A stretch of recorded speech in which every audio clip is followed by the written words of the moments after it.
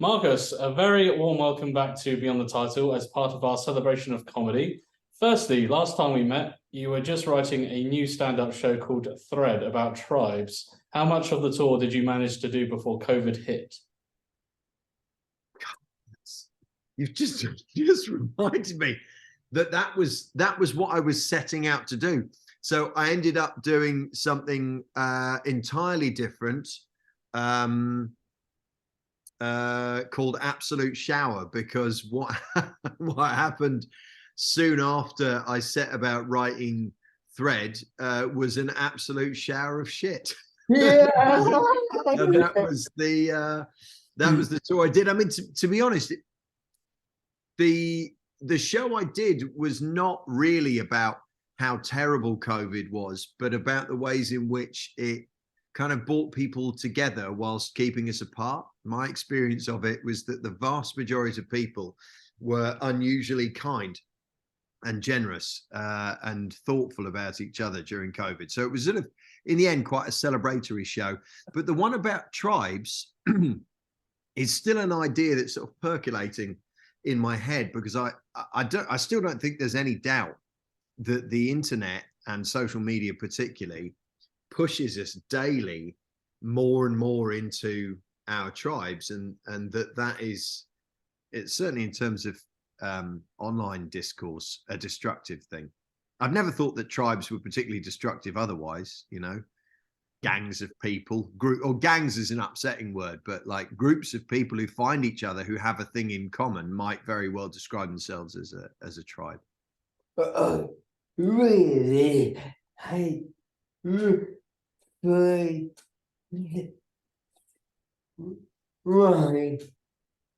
Really well. You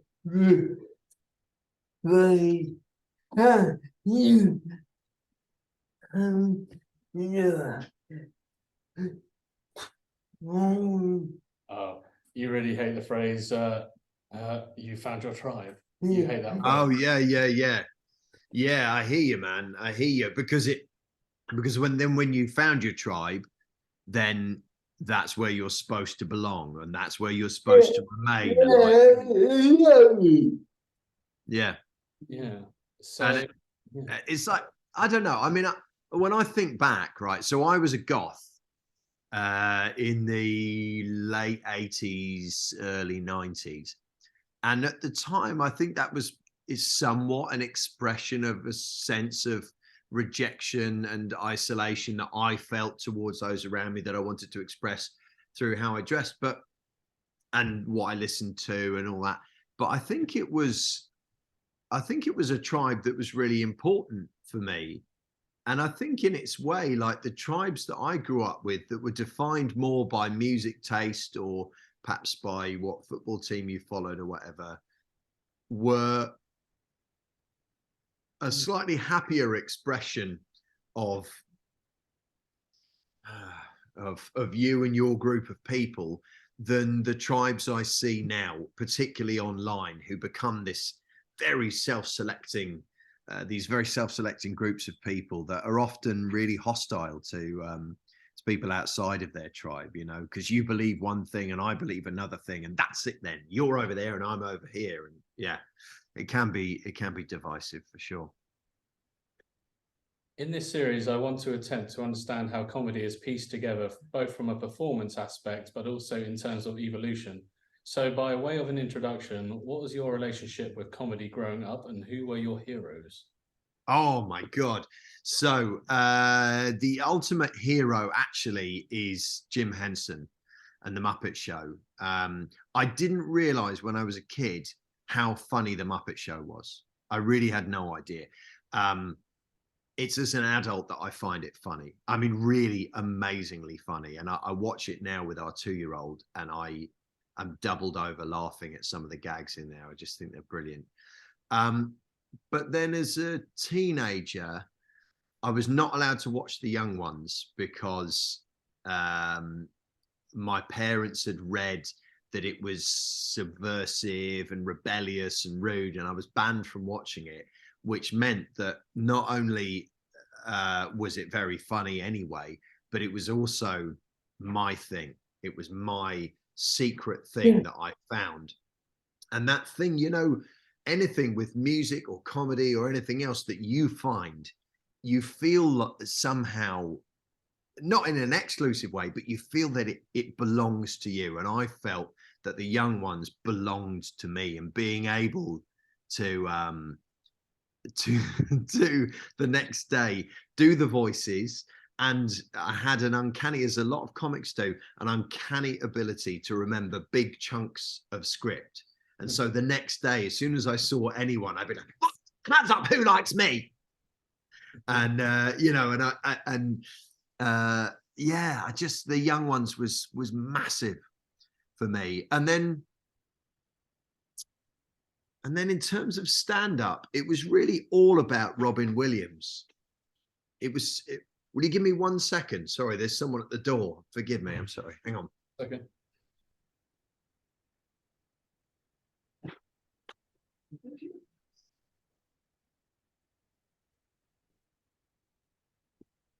Sorry. In terms of stand-up, it was really all about Robin Williams. I had a VHS copy of Robin Williams live at the Met, and I knew it. I knew the whole thing, and I loved it. I just loved it, and I just kind of breathed Robin Williams' energy and his ability. I still remember so well the shot of him. He comes on stage, and the two enormous chandeliers are flown out of the Metropolitan Opera House. They're so big, and they're flown out to clear the view. And he comes on and he goes like this, and he goes, "Thanks, Imelda, thanks for the earrings." So like straight away, he was responding to the thing that was happening in the room at that moment. And from then on, it's just non-stop. And I think Robin was only maybe a year or two into his recovery from addiction after John Belushi had died. And I just loved it. And I still do. And it, you know, Robin Williams was everything. He was everything that's beautiful about the art of comedy on stage, because he inhabited it all so completely. Yeah. Robin Williams and the Muppets and the young ones. Pretty good stuff. Did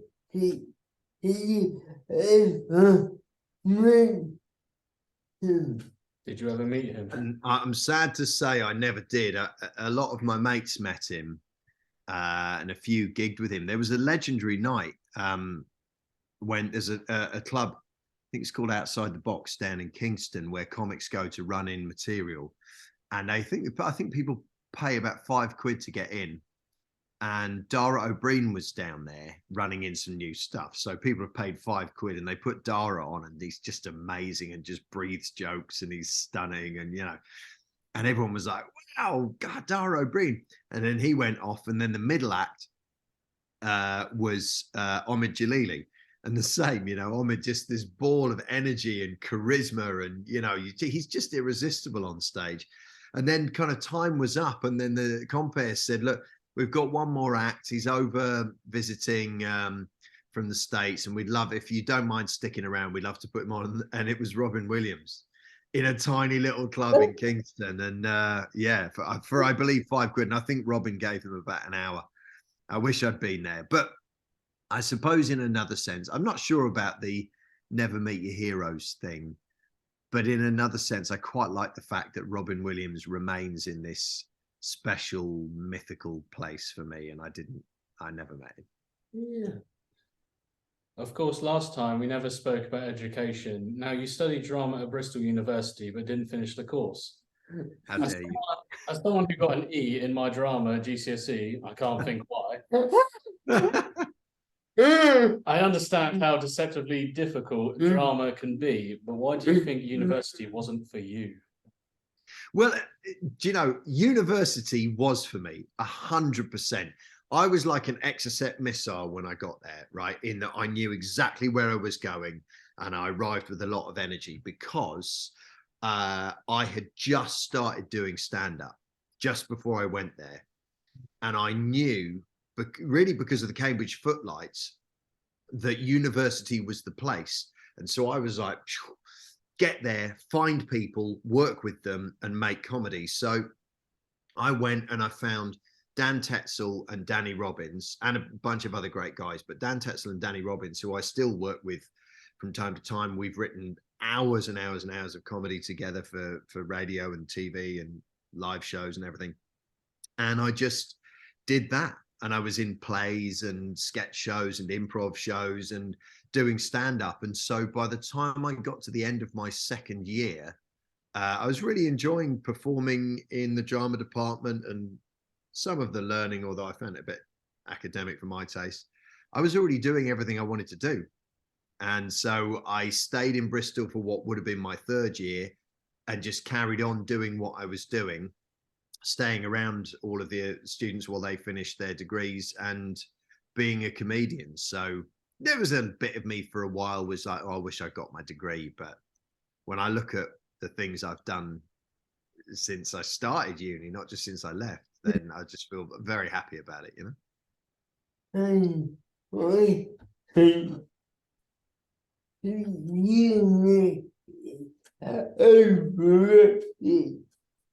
I think uni is overrated anyway. Sure. I think for a lot of people, especially now, it is, you know, having a degree may or may not be useful, but having a place where you can go and there's space to make stuff and make mistakes and make a mess of things, that is absolutely invaluable. It really is. And I think that part of the university experience is for me is invaluable, and I think is not maybe discussed enough, because for some people they go and they do their course and they survive for 3 years and then they leave with a lot of debt. But for me, I got so much out of being there, so much. I loved it. Yeah.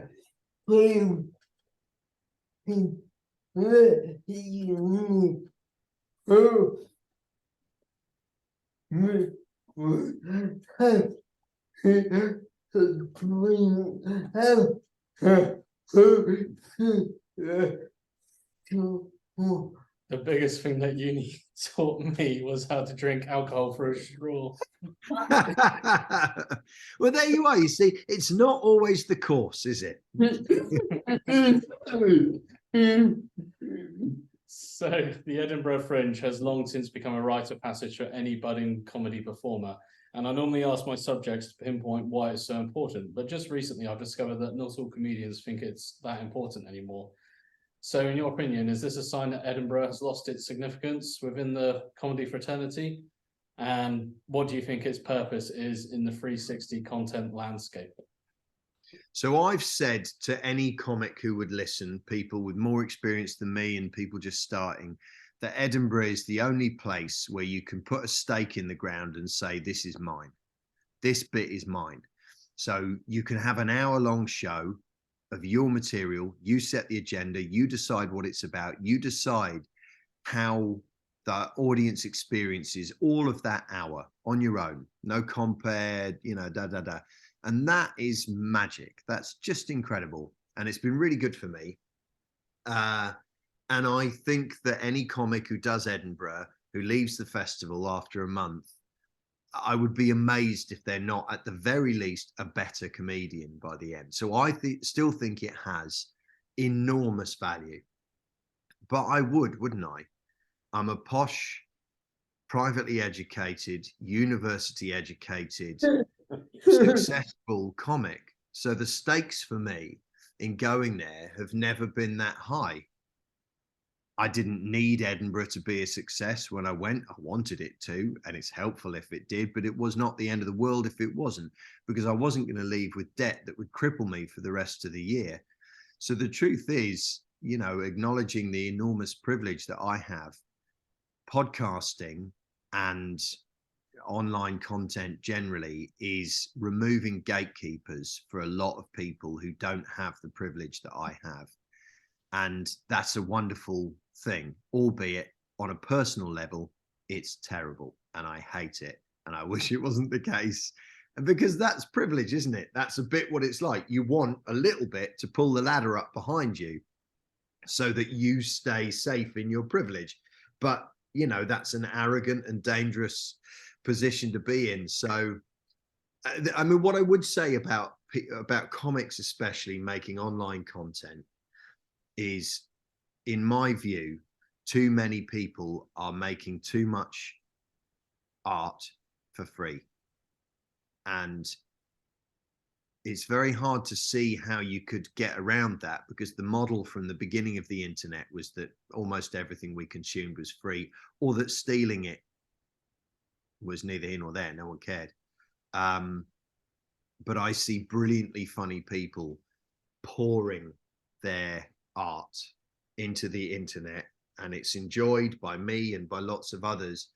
And, you know, without wishing to be mercenary about it, art is worth something. It's worth the experience for sure, but also a comic, an artist of any kind, ought to be able to make a living.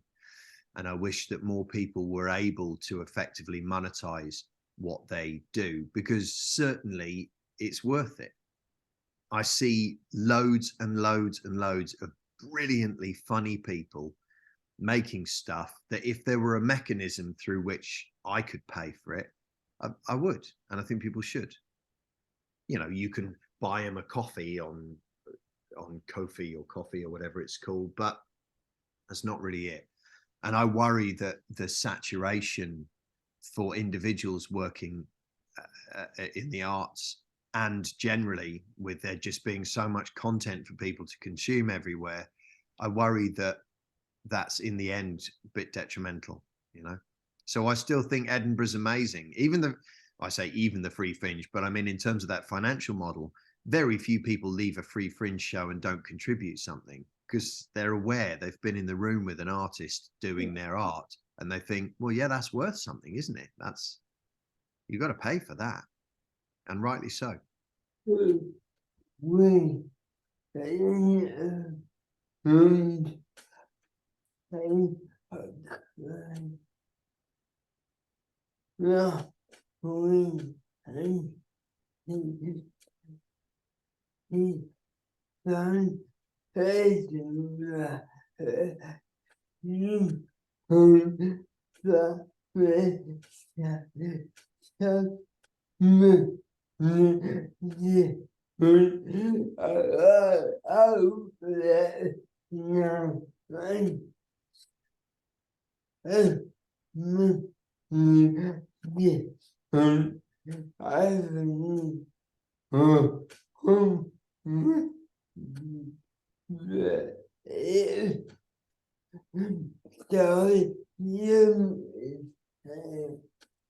Yeah, we interviewed Kay Kurd last week and asked him a similar question. He just said there's just so many avenues now and outlets that it's sort of just diluted everything. Yeah. Yeah, I mean, that's right. And I think that Edinburgh itself is the same as that. You've got this sort of duality of the venues in which it's expected a person will have PR. So the Pleasance, the Assembly, the Gilded Balloon, Underbelly, maybe the Stand, where, you know, we're the people who are able to sort of, we don't buy column inches exactly, but, you know, you get a bit of buzz about your show because you pay for it. And then there's loads and loads of people on the Free Fringe whose shows are easily as good, funnier, clearer, better. They've been worked on longer, who are missing that thing. And, you know, that's not ideal. I don't know that there's a solution for it, but just Edinburgh itself is big. It's arguably too big. And it's, in some respects, it reflects what exists online, which is that everybody's just making so much stuff now, partly because you have to. And also, that's an embarrassment of riches if you're a fan of comedy. You know, I mean, it's everywhere. It makes it quite difficult to be a comic. But yeah, I don't know. Kay Kurd's point that you mentioned about dilution may be right. That may be right. There is a sort of saturation. That's what happens if you remove gatekeepers. But I do feel like really good stuff does get found. You know, I mean, whenever I see a video that really makes me laugh, be it from someone I know or someone I've never seen before, I'll share it.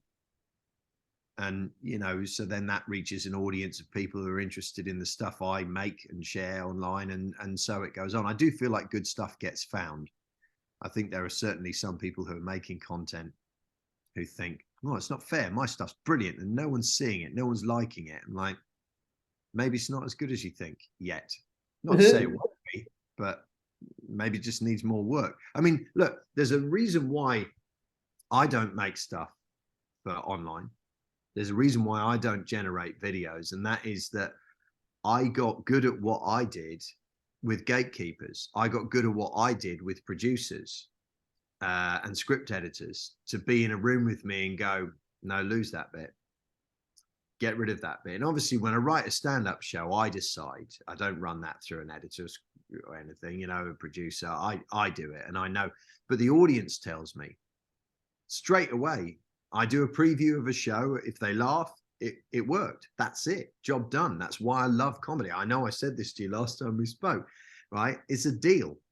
I say things, you laugh. If you laugh, I did my job. That's it. If I say thing and you don't laugh, if I'm trying to be funny, I didn't do my job. That's it. It keeps you honest. With the online stuff, I lose confidence really quickly. I'm like, is this good? Is this funny? Is this, I don't know. Rachel and I, my wife, Rachel Paris, and I, we've made some online stuff together that we thought was funny or good or interesting for some reason that we've put out there. But broadly speaking, I don't do it because I don't feel very confident about it. Perhaps I should. Perhaps I should be more daring. I don't know. Sometimes I feel like there's a fast moving train with wagon after wagon after wagon, filled with amazing artists just passing me by while I go, well, I'm not sure how to board that, you know? Oh, yeah. We got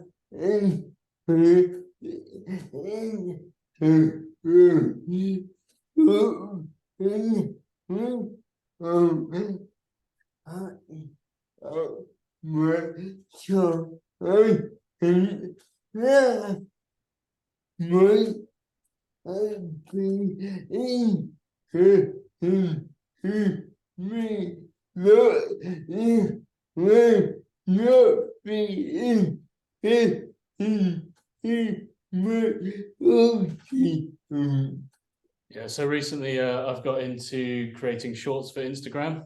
So when I'm actually editing them and picking like little clips and snippets to put in, I'm thinking to myself, well, I find it interesting, but are my audience going to find it interesting at all?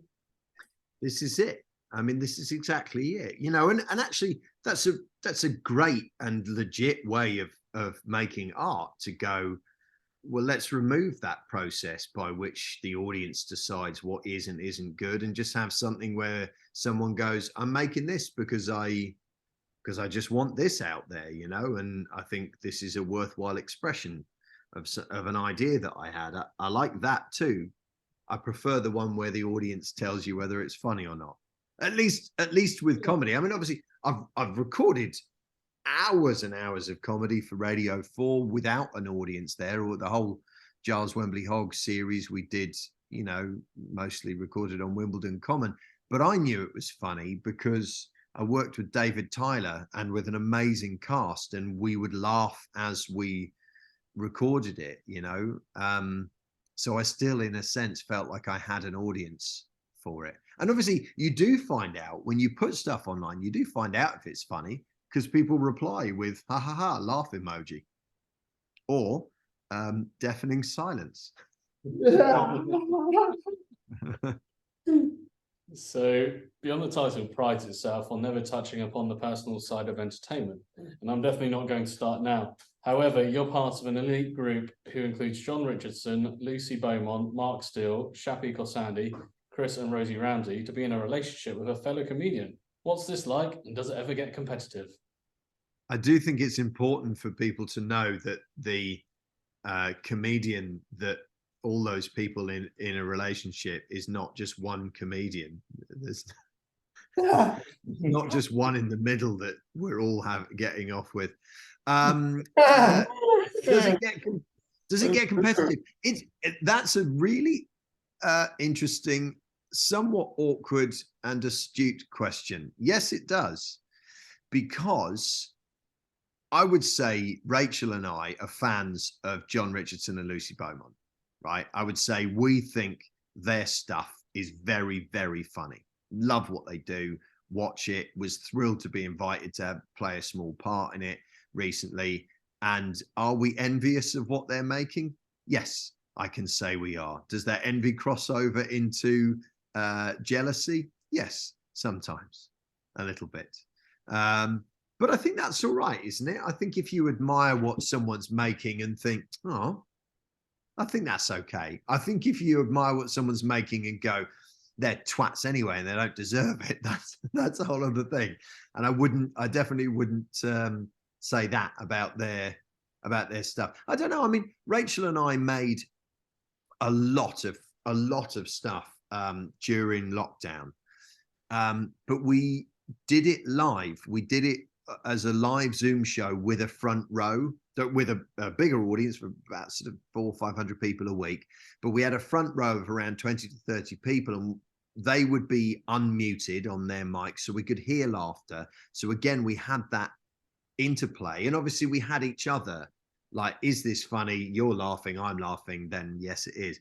But yeah, I mean, is it competitive? All of comedy is a bit competitive. You know, you come up, all comics come up through the clubs, or pretty much all, and you've got to be at least as funny as the last person that was on. You can't be a bit less funny, even if it's only a little bit. And maybe you can if what you've done is so interesting that it doesn't matter. But yeah, it's all a bit competitive, and that's good. That's all right.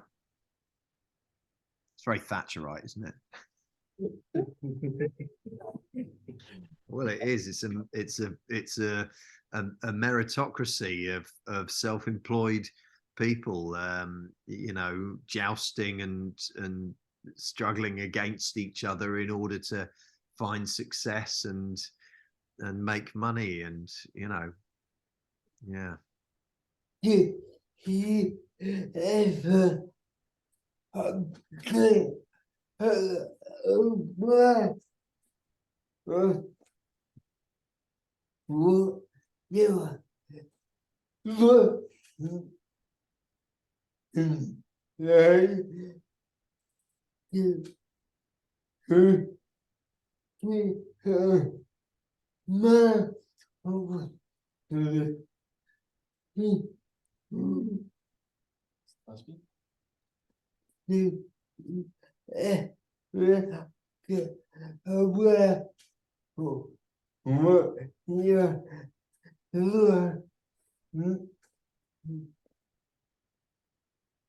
Do you ever get aware of what you're referencing and like being a man of the people? What, like self-conscious about it? Yeah. Well, yes. I mean, yeah, I do. And I think,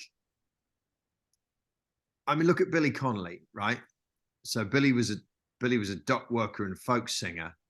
And when he first started, he carried the stories of thousands of Glaswegian pals with him onto stage. I don't mean that he plagiarized it, but he carried all of that with him. And then he's even referenced it, you know. Then he married Pamela Stevenson and started being wildly successful and making films with Judi Dench, and his frame of reference moved from where it had been. And so then you get to the kind of, well, what does funny look like? And where are you? What are your references? I mean, for me, you know, I've been conscious from the beginning about being posh, and that, you know, lots about that is funny, and it's no good to be like really embarrassed about it. It doesn't help anybody to be apologetic about it in any meaningful sense. But there are things about it that are a bit embarrassing in a sense, you know, and I've been able to play with that. Nowadays, I don't know. I mean, one obstacle to writing comedy at the moment is I'm very happy. It's much easier when I'm miserable, and I'm very happy. Rachel and I so happy together, and we've got a beautiful 2-year-old baby, and you know, my big kids are a joy to be around most of the time, and you know, that makes it quite difficult. The show I'm writing at the moment is about being a man, and I'm trying to create something about being a man that is not a man framed by that which is different from being a woman, or even a man framed by that which is different from being a boy or an old man or a whatever, but just like more elemental about the things that make you a man. It can't just be a cock and balls. There's more than that, or a sense that the patriarchy is both advantageous and awful at the same time. So I'm trying to kind of examine that. I'm listening to the audio version of Robert Webb's book, How Not to Be a Boy. My God, it's funny. So good. So good. So in terms of reference, you know, I needed to do the Absolute Shower show to talk about the last few years. And I was very conscious in doing that lots and lots and lots of comics had lots of material about COVID and lockdown and the government and all of that stuff. And I thought, Christ alive, the overlap here is alarming, you know. But the fact that we all had a common experience was part of what was really interesting. It's really rare, you know. So I worry about it, and at the same time, I take those worries and try and sort of push them aside, because I don't think they're very helpful in creating the next thing. Arthur Smith, John Coleshaw, and your good self were the last people I interviewed in real life before the lockdown. With the benefit of hindsight, what do you think COVID taught us about the robustness of live comedy, and do you think it's changed the way the audience views it? So I think COVID has accelerated some things that were happening everywhere, like fewer people using cash, you know. But in terms of comedy, I think it's accelerated a thing that may have been happening, although I'm a bit unclear. Basically, city centre comedy clubs have been struggling a bit. More ones that are more local to smaller communities have been absolutely thriving.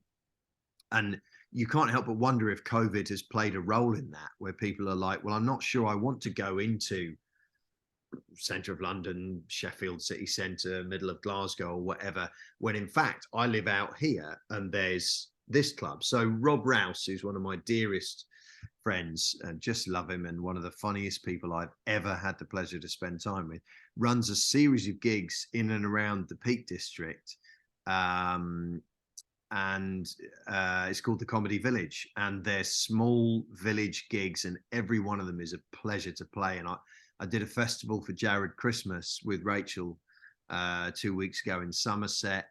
Very local, very, very local, a community thing into which I was invited. And it's more fun to play as a comic than the city centre gig, where you're dealing with the stag do and the hen party and not that, you know, the well-run clubs, that's not an issue. The Comedy Store and the Glee Club and stuff, it's not an issue. But I think COVID might have accelerated that a bit. It has accelerated people making more stuff online. There are more podcasts. There are more comics recognizing that a podcast is not just a thing you do because you're interested in it, but it's a way to make a living. The robustness of comedy overall, I mean, it accelerated some things. Some comics who've been around for a long time were finding it hard before COVID, and it accelerated the rate at which they're finding it hard.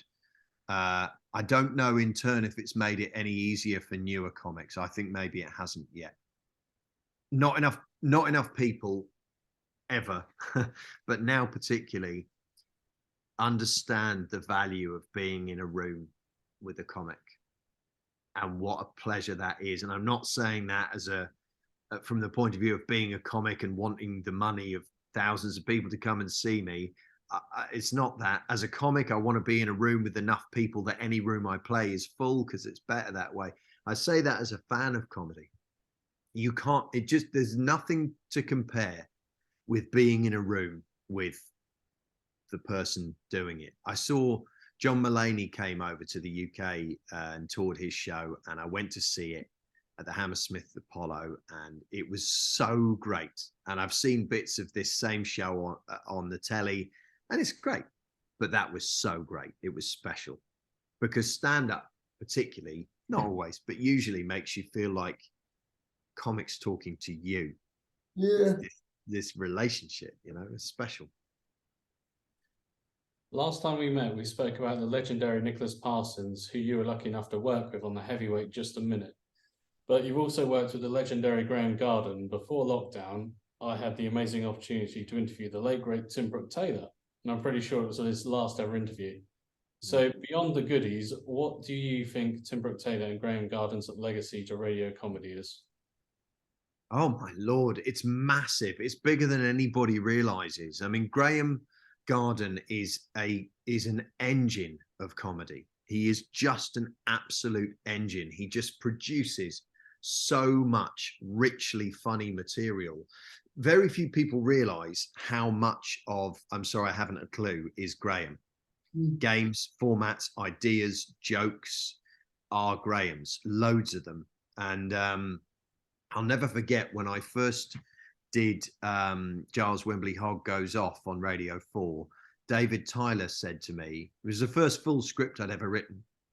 He said, you know who we should send this to is Graham Garden, and just let him have a view of it and see what he thinks. And Graham wrote this sequence in the first episode. Giles Wembley Hogg is standing looking at some flamingos on a mud flat, and he's describing the flamingos taking off and flying towards him and how they run across the mud and begin to flap. And it goes, really, it's amazing, actually. You can really see them, and you can probably hear now the great flaps of their wings and the great sods of mud attached to their feet.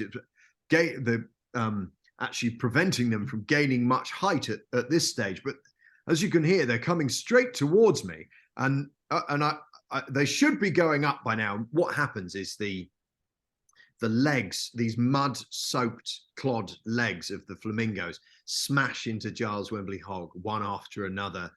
And it was when I realized that on the radio you can paint a picture, you can create a scene for the listener that you can't do with a camera.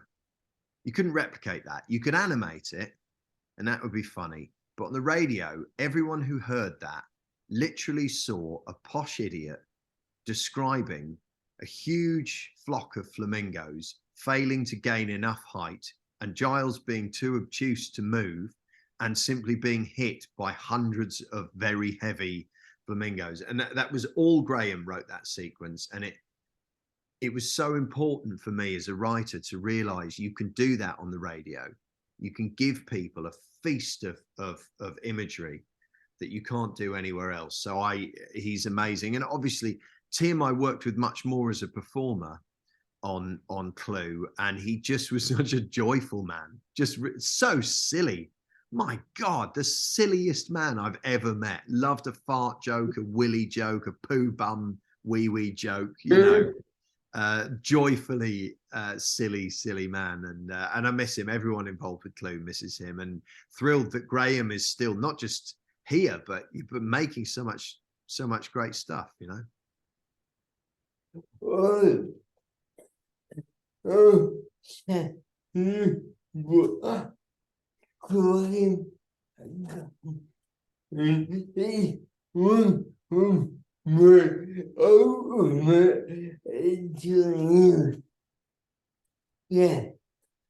I'll tell you what, Graham Garden is one of my ultimate dream guests to have on my podcast. He's amazing, Graham. I mean, I don't see him very much these days. He will go out and do one or two of the I'm Sorry, I Haven't a Clue recordings, but not that many. And as much as I wish he was on all of them, I think it's really good that he makes sure that he looks after his health and and his family and stuff. I was lucky enough to interview them, the goodies, for the Ardman Slapstick Festival, and yeah, it was a real treat. He's a good egg, Graham. In 2005, you secured the presenting role on BBC 4's The Late Edition. What do you think it is about your comedy style that gives you the ability to direct proceedings? My great big head, probably, both literal and metaphorical. I mean, look at Richard Osman. Richard Osman and I share enormous bonces. Yeah, I mean, you know, at that time I was very, very confident. I'm less confident now, and I don't mind that in the slightest. I was very confident. I was very sure of myself as a performer. I knew exactly what I wanted to say and what I wanted to do, and I loved the reactive nature of creating a topical show every week. It was brilliant. I wanted to do it nightly. They did let us do it live, which is a real rarity. I love that the last leg is live. You know, it was really important, partly because it ramps up the thing for the performer. But what was interesting, obviously, was when Rachel and I got together, she was doing the MASH report, and I tried so hard not to be like wise old man around Rachel and Nish and Chris, who produced and wrote a lot of the show, because I'd done the Late Edition, and the Late Edition was so similar to the MASH report. We had some real guests, but we had sort of performers being faux interview things. The role I did was almost indistinguishable from what Nish was doing. So I found it quite difficult. And also, same as that envy, jealousy thing. I was like, I did enjoy doing that. I loved it. And I miss it. I do miss making that kind of comedy. You know, I would love to do that again.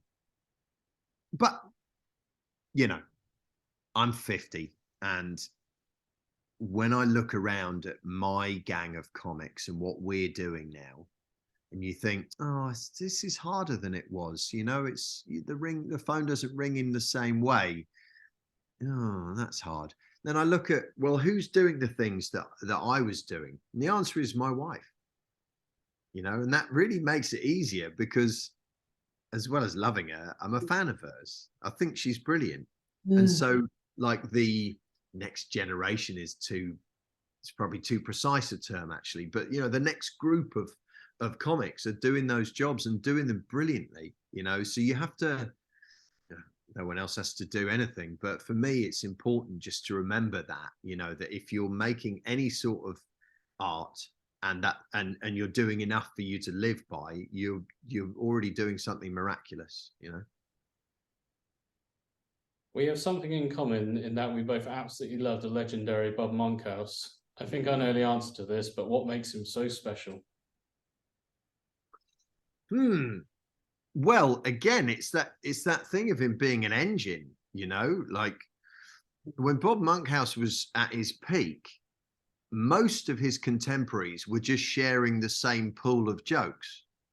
And then around the edge of that pool were people pouring into the central reservoir, lots of writers unseen, and Bob Monkhouse, who just generated so much material, so many incredible jokes. Incredible. And I grew up in comedy at a time when Bob Monkhouse was very unfashionable.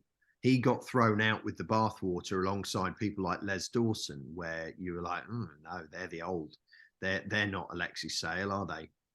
And it took a long time to come around to realizing just how much of a contribution those people made and how richly funny they were. You know, I never saw Monkhouse perform live, but I've seen from the game show stuff where he was that, you know, that weird, smooth version of himself. And you're like, yeah, sure, whatever, man. And then you see some footage of him doing what he was best at, and you're like, huh, interesting.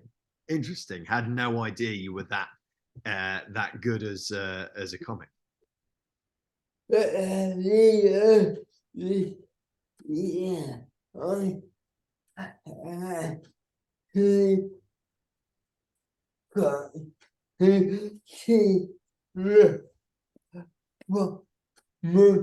Earlier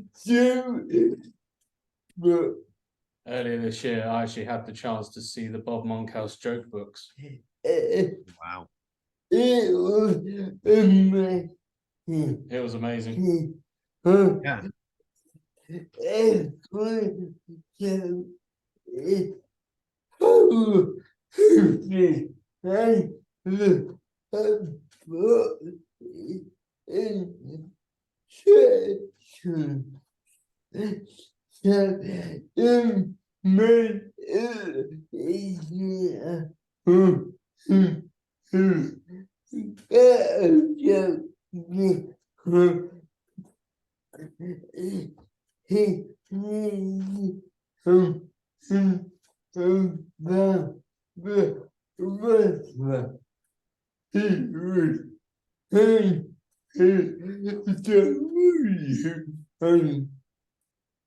Yeah, it was good because what I learned was that the book was in sections. So if he needed a joke about a certain subject like the weather, he could just turn to W and there'll be something there ready for him. That's just amazing, isn't it? It's amazing. So I think in the world of comedy, there's quite a clear division. There are other categories too, but between people whose brains are like Bob Monkhouse's, ordered and precise. I suspect Jimmy Carr's like that, you know, ordered, precise, hardworking, joke book. I need something on conkers. There it is.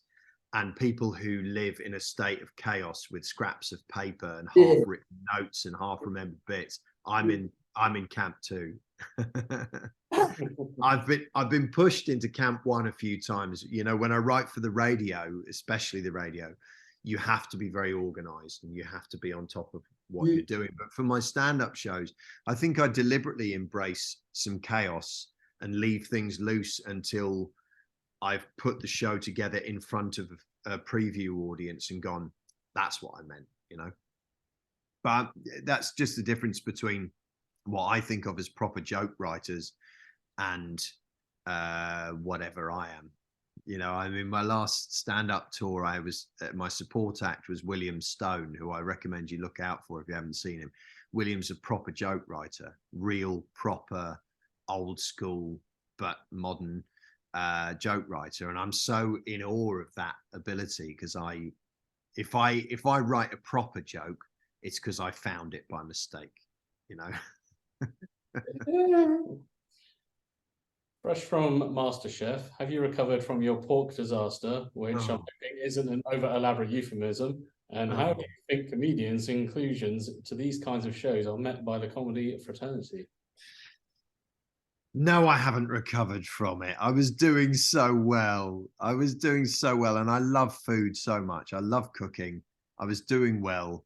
And I was up to a point enjoying the show. I mean, it is the boiler room it looks like. When they say, you've got 70 minutes, let's cook. There's no camera shenanigans. They don't go, okay, stop everyone, reset. Okay, da, da, da. It's literally when they say, let's cook, that is what's happening. And the clock starts and the clock finishes and you're against it. So it's intense. And I was doing really well. And then a number of things happened that meant I was exhausted and not concentrating and too stressed, and served them raw pork. And it turns out the market for pork sashimi is a lot smaller than I had hoped. So there's that. But I'm a better cook for having done it. So I like that. In terms of how does the comedy fraternity respond? That's interesting too, because the truth is, if you do shows like that, the purists go, yeah, whatever. She did Strictly. He did MasterChef. He went in I'm a Celebrity, Get Me Out of Here and all the rest of it. But the purists are rare birds. They're really rare birds. You know, there's only a very few purists who would say no to those things. And you would think Bill Bailey was one of them, right? But the truth is, Bill did Strictly, and I'm glad he did. He was brilliant, and he managed to be Bill Bailey on Strictly and won it, and everybody loved him. And more people go and see his extraordinary comedy show, just so brilliant as a result of him doing Strictly. So I don't know. There's always been some snobbery. I mean, I don't like GB News. I don't like it. There's lots of comics I really like who go on GB News, and I don't think that they shouldn't, but I do wish that they wouldn't. Yeah. Do you see what I mean? On a personal level, I'm like, oh, I wish you wouldn't. But it's not that I don't think they should. It's up to them, isn't it? Always. And I may well have reached the stage in my life and career where shows that I would have said no to, I would now say yes to. Things change. Yeah. We mercy,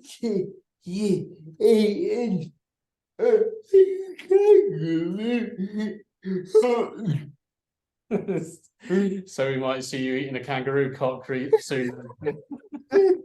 Yeah, but not on I'm a Celebrity. Just a bit of online content. I'm not that confident where that stuff's concerned. I regularly see you reading the news on Steph's packed lunch and always laugh to think that you're doing a live daytime show. How far can you push the boundaries of decency on that show? And did you ever think when you were starting out that you would ever be part of a show like that? No, I never did. I never thought I'd be a part of a show like that. And if it hadn't come along during lockdown, I wouldn't have done it.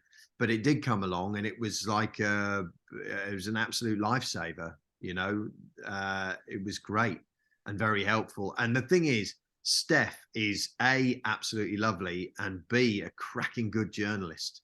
She's also very funny. I mean, I don't know if you've seen her on Have I Got News for You, but she's brilliant. She's quick-witted, and I adore her and the team on the show. So we're not doing it at the moment, which is a real shame. But when I started doing it, that live Channel 4 daytime TV show had live daytime comedy on it. We did a news review on the show. And then I actually did for a while, every Friday, I'd do the week in review on a Friday. I'd do a piece of stand-up on live daytime TV. I think it's a shame that they've decided not to do that, mostly because I loved it. But, the show is what it is. I would never have done a show like that when I was first in comedy, because no one would have asked. So it wouldn't have occurred to me, But I really enjoy it. And I know a couple of mates of mine from the comedy circuit are like, odd choice.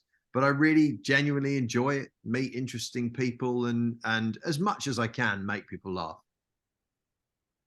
Give me a pause there for 10 seconds while I plug my laptop in. I've got a low battery warning. Nice.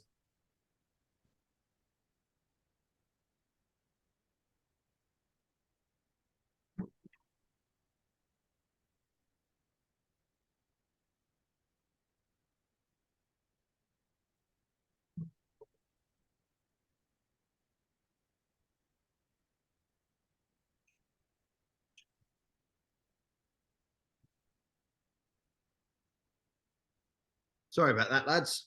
Done. So last time we never had the opportunity to talk about Love Actually. Do you sometimes forget you were in it? Yeah, generally between January and November. Yeah, and then it comes on again. I mean, the thing about Love Actually, there's a few things about it. Firstly, I was at the table read for that, right? So all those stories were told individually, but there was a day when we all sat around a table, all those people, and read that whole script out loud. And it was a much bigger script than the one that ended up in the film. And it's a beautiful collection of stories that interwove with each other. And it's a shame that there has not yet been a director's cut that's about 4 hours long with all of the other elements, because there's a lot more to it. One of the things very few people, some do, but very few people understand about Love Actually is Rowan Atkinson's character is an angel. He is the equivalent of Clarence from It's a Wonderful Life. And everything that Rowan is doing in that film facilitates change for somebody else. So when he's very slow about wrapping up the piece of jewelry, and Emma Thompson discovers the moment, it's because Rowan's an angel. when at the end he opens the gate so the little boy can go and tell the girl that he really likes her. Rowan is the one that facilitates that. And in the original script, there was more touches of that. That Rowan was this literally an angel character. So yeah, and I think that's really cool. And the thing is, Richard Curtis means it. He is a man, he's very dry wit. He can be unbelievably rude, but he is a man, I think, without cynicism. And I think that's why some people sort of recoil when they see some of the stuff he makes and find it too schmaltzy. But Richard has spent 6 months out of every year for the last God knows how many years just working for charity, just earning nothing and making everything he can about comic relief to help people here and across the world. He's an extraordinary human being. And so when people see him say, or, you know, it's Hugh Grant, isn't it, at the beginning, those lines where he says, the messages from the planes on 9/11 were all messages of love. And so I think love actually does exist. And people are like, well, that is, I think, how Richard Curtis sees the world. And I love that he does. You know, I'm more of a cynic than he is, but the older I've got, the more I appreciate his work as an artist. I think he's a really, really beautiful man. And look, that was a pretty cool film to be involved in. I got to hang out with Bill Nye and Gregor Fisher and do a scene that I think was really fun and really funny. And we got to do it again. We did a kind of Love Actually revisited thing. So I got to do a bunch of it again with Bill, and yeah, it was great.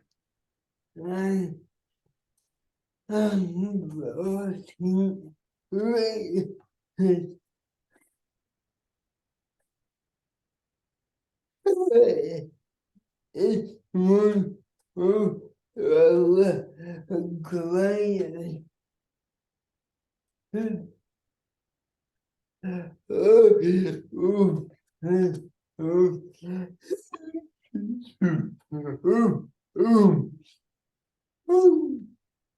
Yeah, I think Richard Curtis is actually one of our greatest authors of television of like all time. I couldn't agree more, you know, and really interesting process that he and Ben Elton followed when they created Blackadder together. They had, as I understand it, a rule that you could remove something, so that one of them would write the script, send it to the other. You could remove something from it, and the rule was that the person couldn't put it back. If you sent something back and it had been removed, you had to find something different. And that I don't know that it was quite like this, but that's my understanding of the process that they followed. And what it meant was that they just pushed each other to be more and more creative, which is why Blackadder has so many extraordinary lines that actually in isolation, you see them written down, you're like, that is a lot. That is a big, you know, when you get to Blackadder goes forth and Baldrick says, I have a cunning plan. And he says, is it as cunning as, what's he say? Is it as cunning as a professor of cunning at Oxford University of Cunning? You know, and it's sort of, it just keeps growing into these bigger and bigger ideas. Yeah. Richard Curtis, man, just brilliant. Brilliant.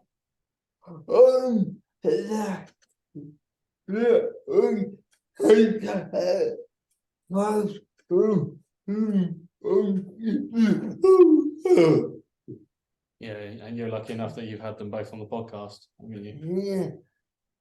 Nice. Ben's amazing too. I mean, he you know, I went to see the stage version of Upstart Crow when it was in the West End, and God, it was good. Just so funny. And interesting now, I haven't seen Ben's last few stand-up tours, but I'm told that the last one he did, Rob Rouse went to see it and said it was genuinely brilliant and really bold stuff, you know. He's really pushing himself, so he always seems to. Yeah, he's right in music.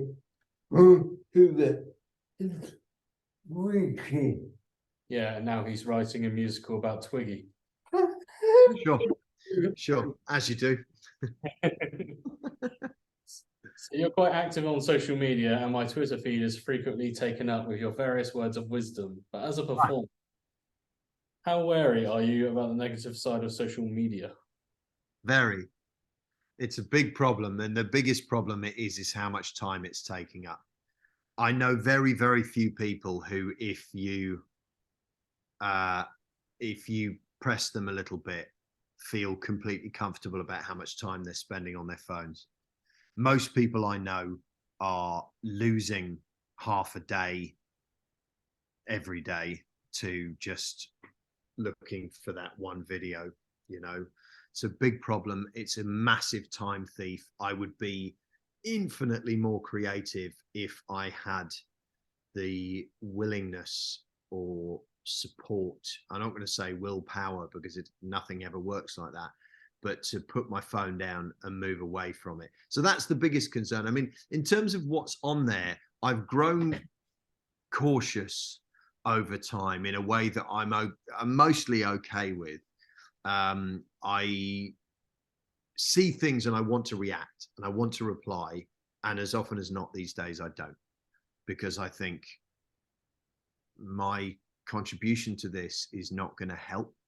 If you're talking about something serious, let's say, the Dispatches program about Russell Brand, there's a lot of comics saying a lot of things.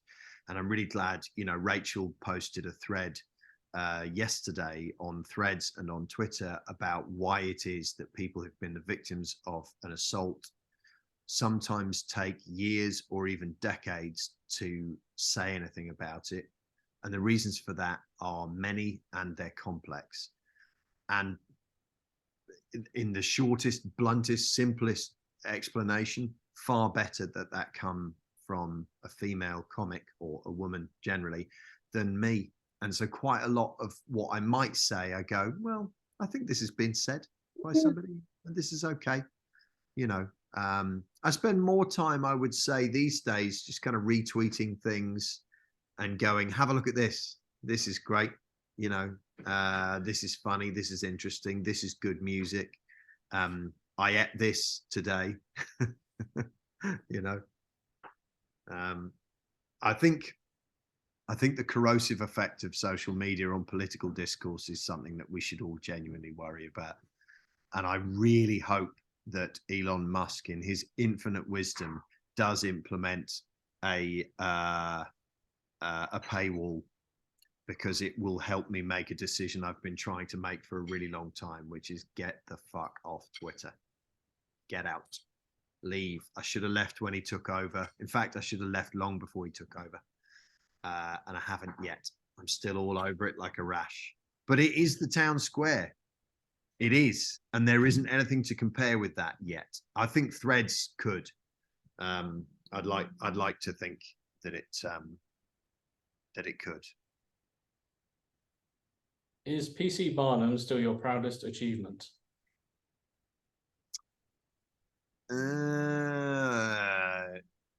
On stage.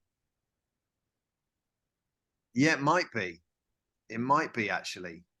It's hard to say. I mean, to playing Barnum, I did a 10-meter tightrope walk every night.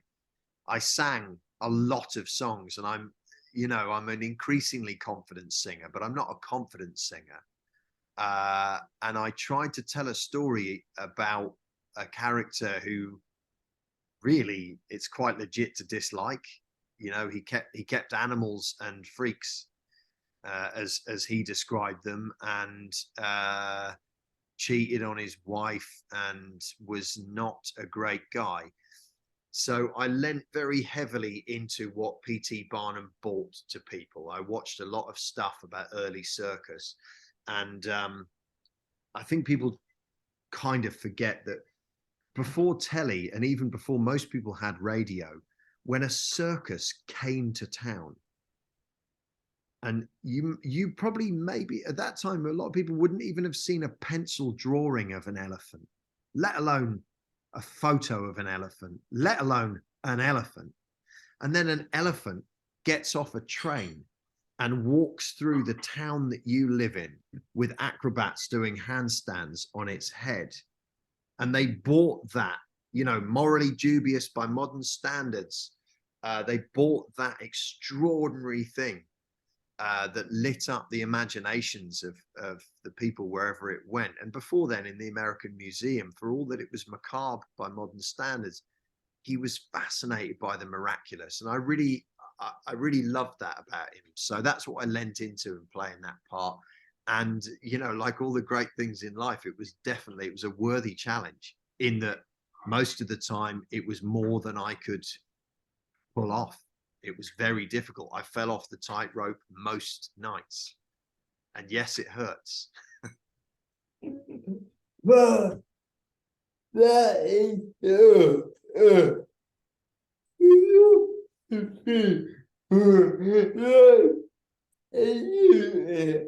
That's a philosophy for life, isn't it? I think it is, you know. I really think that if you work in performance in any capacity, if you work in the arts in any capacity, you are looking always to generate interesting things and all the rest of it. But if it hasn't come 100% from your choice about, like, oh, well, the next thing I will make is about this, then yeah, finding a worthy challenge, something that you might not be successful at, that's really something, you know. That's really exciting, and those moments are a bit rare. So just to finish off, what's next for Marcus Brigstocke? Well, I'm at the very beginnings of writing a new stand-up show about being a man.